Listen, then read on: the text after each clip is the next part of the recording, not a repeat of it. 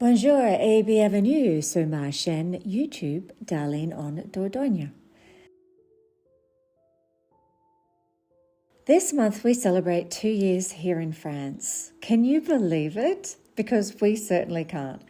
And to try and share how this milestone makes us feel, we've recorded a question and answer blog that we will share with you today.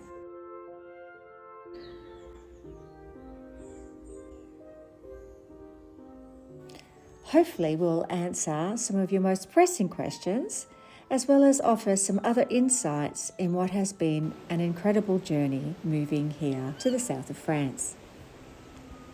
But first, please check out my earlier videos if you'd like to learn more about how it is we ended up here.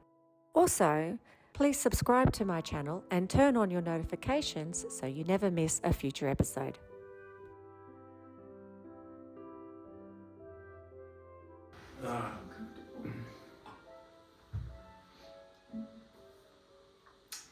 Well, this is awkward. Isn't it interesting? We've been doing this for 2 years now, blogging that is, and we're still... Just for the record, it's been under great sufferance from me. We're still finding it very difficult and somewhat awkward to, I don't know, to talk about our experience and ourselves. But here we go. So we're celebrating 2 years this month. 2 years. 2 years of moving to and living in France. Chin. Where the hell that went, I don't know. Yeah, it's been crazy. It's been a crazy 2 years. It's been, I mean, there's been so many firsts, so many... Have you noticed how her wine glass is bigger than mine? Just for the record. I need a drink. Yes. So yeah, it's been 2 years of just trepidation, excitement, enthusiasm, a little bit of suffering in some ways. A lot of work. Living with him for 2 years. A lot of work. Full time. Like that's been new. People talk about when you retire and then the two of you are living together like all day and all night. But it's a good thing we're best mates. Yeah. It's been too traumatic for me. So let's start. We've had some questions from some of our followers.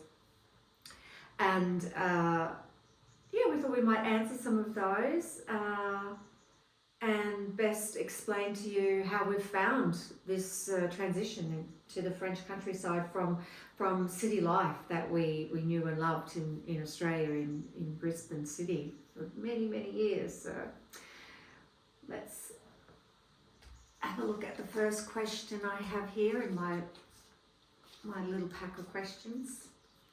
Okay.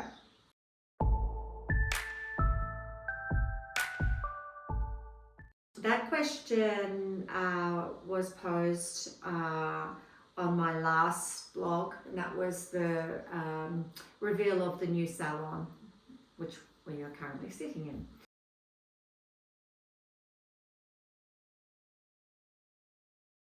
Ultra modern. Sort of beach house style. I had a little nickname for it. I called it the beach house. But it was an architectural build. It was very modern, 2 stories, open plan, high ceilings, all glass on the top floor. Lots of windows. So it was completely different to this. Our decor we found when we looked at moving here was something that we couldn't bring with us, a lot of it. It just wasn't going to work. So... Sister got a bug. My younger sister, Lana, love you, was renovating her beach house in Yeppoon in Queensland and said, I'll have whatever you're not taking. And well, it was mates rates. But she got literally, what would it be, a small house worth of stuff, And we just knew that we bought this house because we loved the bones of it and we saw that it was going to be very elegant and that our modern styling wasn't going to work here. And Sean had actually made quite a few pieces of furniture for that house, and they were amazing. But as soon as we walked into this house and we put the offer down, we knew the parquetry flooring, these beautiful big double French doors, the Perigord Noir stone. For us, we didn't want to have a lot of modern furniture in our new place here. Next question. Next question.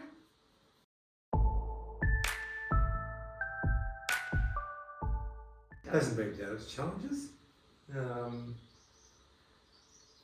Probably been lucky that I've spent a lot of time with local French people and been working with them and helping a good mate of mine build a house. So you sort of learn what a lot of things are called along the way doing that.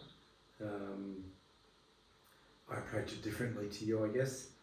I'd rather build a dictionary of words and just know what a lot of things are, even though there are a lot of similarities between French and English. Pronunciation's a bit different, but I don't know why I thought of a chainsaw, but there's a chainsaw and there's a tronçonneuse. Go figure. But anyway, yeah, there's a hammer is a matter. And so for Sean, he's really enjoyed learning all of the words and not got bogged down in the grammar whatsoever. I can understand, after 2 years, I can understand what they're talking about and I can make myself understood. My grammar and gender and plural and past and present tense and future tense is probably somewhat limited, but there's a pattern to all of that, which I'm probably getting better at, but I've been relatively undaunted by it in that I would say 80-90% of the social situations I find myself in over here where I'm the only or we're the only non-French people there. There's a lot of things that we go to where we are literally the only non-French people. Like when I go to the local rugby on a Sunday, I'm the only non-French person there. Yeah, so I guess a few beers and you're talking to everybody though. Oh, look, I guess I'm lucky with my rugby background that I've time I spent in the Middle East and playing rugby in the Middle East as well, that I don't know, I've found it easy, always find it easy. Whereas my experience, I won't lie, probably for the first year of living here, I suffered from a lot of anxiety.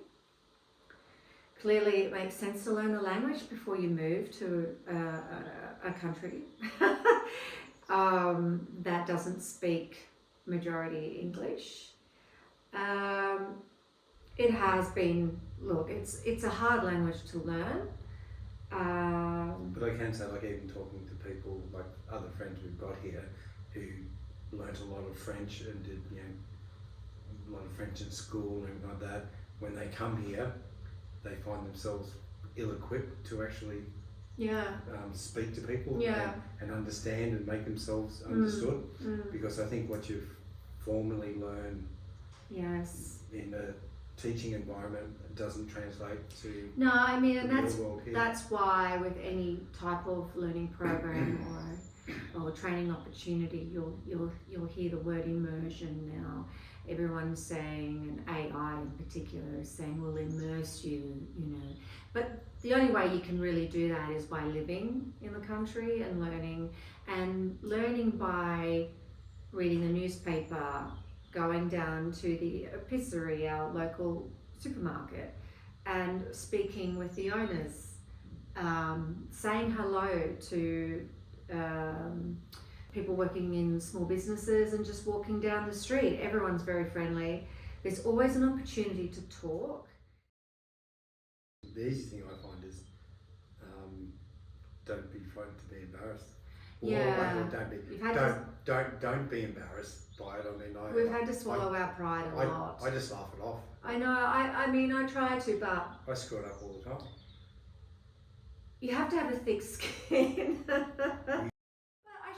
I shouldn't downplay our efforts and what we've achieved too much, because I had a gym class tonight at the Salle de Fête. I'm part of the volunteer Daglan group, which is the Faire du Sport group of people. We get together, we have a trainer, and we do a 1 hour training session. And I'm finding more and more, I'm hearing and understanding what the trainer's saying. And it's incredible, because I all of a sudden go, oh, I understood what she just said. So it is sinking in. It is clearly sinking in. We're reading signs a lot easier. Signage around the village, around the city. I find that reading French easy for me is the easiest thing. Yeah. Reading is the easiest thing. Listening is can be problematic because the words flow into each other, and the other difference is the southwest of France, where we are, has a very specific accent to things, so they say things differently. Next question.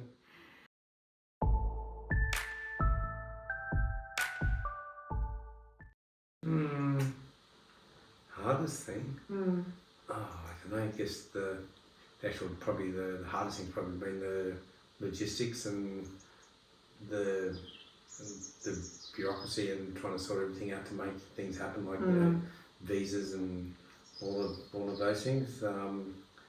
But if you, I guess my take on it is, if you don't put that effort in, it doesn't happen. So it's not like you've got a choice in it. You just have to do what you got to do to make it happen, I guess. Yeah. I mean, they don't. It's obvious they don't have the manpower in government departments like we're used to. So the processes for applications can be delayed. The access to websites online to try and get information and make bookings is troublesome. And the departments don't talk to each other, so they'll literally bounce information back to you, and then you'll have to move it to the next stage. Do you? Well, he does. Really? Yeah. Next question. Thank God. I don't know if I could do it.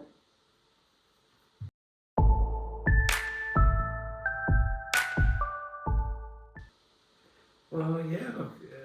Look, did I know at the time? No. Probably been more good luck than good management. But then again, it was when we were driving through this region, and particularly in the Périgord Noir, and by a quirk of fate, that A quirk of fate. that I didn't realise, because in my usual thing when I'm organising travel, as Darlene can attest to, I don't really plan anything. Like we'll be on a train and I'm booking the hotel or the city or wherever we're travelling to while I'm on the train. But I didn't realise this region here, when we're looking to base ourselves somewhere around to do our searching for the house, how popular it is. Like this region, particularly where I was, Sala, and that it's the third most visited region in France. I think there's Paris, that's Saint Michel, that big castle thing off the coast, and then Sala and this whole region around. I think 2 or 3 million visitors a year come to this region, and but our problem is when we're looking for the house, it was in August, and probably didn't realise that August was peak holiday season, and so where we're looking at staying, probably somewhere around, I've tried to organise, probably a bit more central, sort of somewhere around Bergerac somewhere, and then go from there. We ended up, long story short, getting a place up near Montignac, and it was through that being in Montignac that we probably discovered the Périgord Noir more than, say, out towards Bergerac, which is a lot flatter and vineyards and stuff. Yeah. And this area is full of rolling hills and it's quite rugged, and you've got cliffs and. I was quite aware, clearly, because online before we left Australia, we found this area called the Dordogne, and the Périgord Noir buildings, which it's famous for, and it looked beautiful. And I had no idea of the number of visitors that it attracted. I think we chose the right location because we had a couple of items that we wanted to tick off, and that was climate. We didn't want to be on the Atlantic coast because of the winds, and we didn't want to be too far south because of sort of the congestion, and we like the Provence and all that, but we wanted to be more on probably the river systems, and also we're very close to both Bordeaux and Toulouse, so we want to be within, reasonable commute to the cities, which is about 2 hours each way. So that is probably the foundation for why we looked in this area to begin with. But also too, like I look to get the right decision. I mean, this is in summer, in spring and summer. This is probably one of the most stunning locations in the world. But you just can't compete. It was a lucky decision because we didn't know anything about the people here, and literally you can be 10 minutes down the road at Castelnau, which is a stunning place, and it's famous for its big castle. But it doesn't have the same type of community spirit there that we have right here on our doorstep in Daglan. Yeah, look, it's good. Look, I knew I made the right decision when I came over here to take possession of the house in the January before we came over, and there was a big sort of annual event they have at the town hall every January, and I basically, the first night I stayed in this house, got invited down to that, met the mayor and a few of the councillors, and then that was the Friday night. Then the Sunday I went to the rugby down there and had a few beers and everything with them, and after that I thought, yeah, I think we've made the right decision, and it was probably, look, my take on it is, if you choose to come to France and you decide that you either are only going to mix with English-speaking people, or you are not going to get integrated with the French people, you're going to have a very different life. If you come here and you embrace it, you get engaged, you do all of those things, I think it's because it's too easy to take the path well travelled, and that is to avoid the work, avoid the learning, because every day is a new lesson learned. There's plenty of English speaking people in the area, and you can befriend them, and you can continue your lifestyle like you're familiar with. We've chosen to try to integrate as much as possible, and this beautiful community has certainly embraced us. We have the most incredible friends. Hello friends, if you're watching. Next question.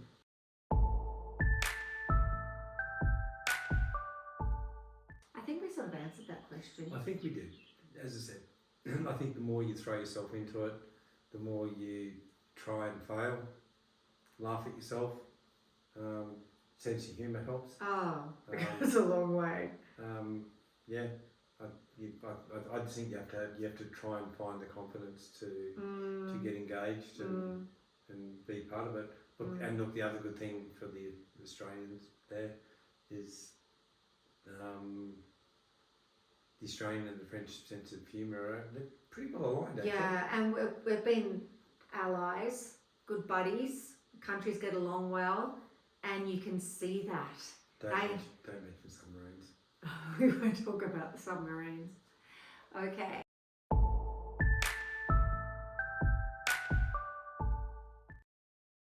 It's really easy. Darling just gets up in the morning and goes, Sean, can you do this? No, it's more like, Sean!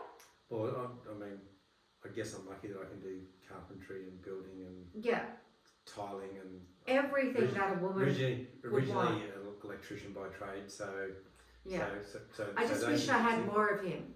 But because we could have had, we could have easily got tradesmen or women in to help us with the build, but that wasn't part of the plan. That was never part of the plan. Well, I mean, we had the blacksmith in, and we've had a plumber.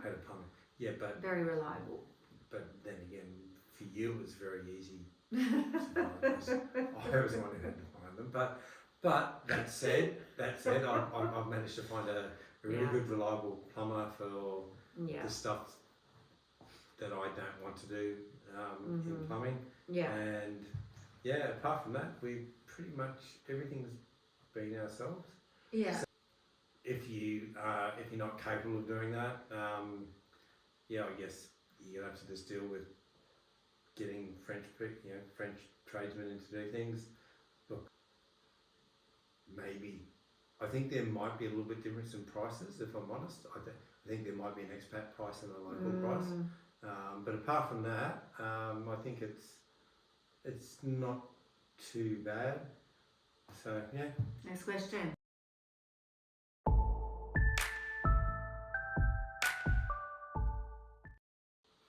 So this year we have a lot of visitors arriving, which is super exciting, because we think this place is such a gem. I was going to say hidden gem, but it's not, clearly, because the tourist numbers here are crazy. I mean, this place changes. It's like it's got multiple personalities here. In winter, it's quiet and everything's sleeping and dormant, and then in summer, it's just crazyville. But we love that. It sort of suits our personalities. Well, it's different than tourists. The tourism here tends to be more French, Dutch, and Belgians in this region, and then probably English. Yeah. But the majority of, I guess, in this region are sort of more local European. French, a lot of French, travelling around France. But yeah, so having friends and family come here to experience this, and literally to have us as tour guides. We know the castle. We know all the great places to take them to. That's my sister Tanya in May. Can't wait to see you. We've got, who else? We've got Angus, Sean's son Angus. He will be coming here in July. Yep. And then we have some friends from Sydney way coming in September, I think. September-ish. Another one of Sean's friends will be here. So that's exciting. But I think for me, the really exciting thing this year will be opening the gallery again with the contribution of Sean's work, which will include charcuterie boards, drink coasters, bowls, all these wonderful things that he is making by hand for sale in the gallery this year. And I've also been working very hard on a new series of work. Last year was a bit of a taster. I didn't have a lot of time to prep and to open my gallery space, the presbytere, but I certainly got a better understanding of what people like. And look, it makes sense, it's a touristy area. People want to see a little bit more of the touristy, landscape and the village scape and all those sorts of things. And in particular, they just love the food here. So I've been working on a lot of compositions of food, charcuterie boards. Just still life, basically, isn't it? Still life, yeah. And it's been really fun. I've freed up my approach to my painting, my style. And I'm really enjoying my painting. So I cannot wait to open, probably in June. So we've got a bit of work ahead of us. And we'll have another vernissage. Any excuse for a party. Mm-hmm. So, yeah. We've still got some big plans ahead. We might reveal those in time. But for now, it's continued renovations. We're like two clowns juggling a lot of balls here. I'm not that I'm calling you a clown. My little puppet. Plenty of work ahead of us, huh? Travail. More gardens.